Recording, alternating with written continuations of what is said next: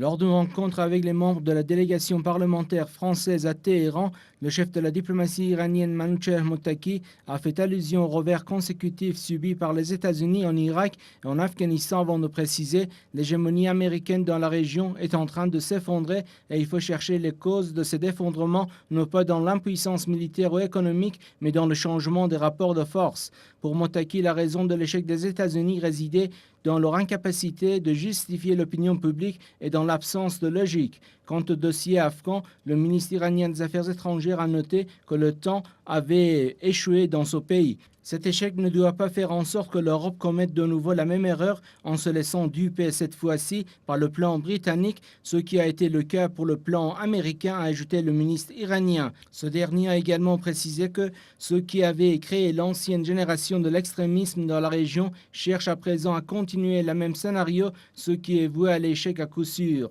Lors de cette rencontre, le président de la délégation parlementaire française, Jean-Louis Bianco, a évoqué le rôle et l'importance de l'Iran avant d'indiquer tout le monde reconnaît que l'Iran joue un rôle important dans la région, mais il faut également dire que ce pays a aussi un rôle important dans le monde. Le président du groupe d'études sur l'Iran et l'équilibre stratégique au Parlement français a de même ajouté que le rôle de l'Iran dans la contribution à la solution des crises régionales faisait preuve des politiques positives de la République islamique d'Iran dans l'instauration de la stabilité et du calme au Moyen-Orient. Ce député français a estimé que les usages de l'énergie nucléaire à des fins pacifiques était le droit de l'Iran, membre de l'AIEA. Paris croit que la seule voie d'accéder à un accord, c'est la poursuite des négociations, a-t-il conclu.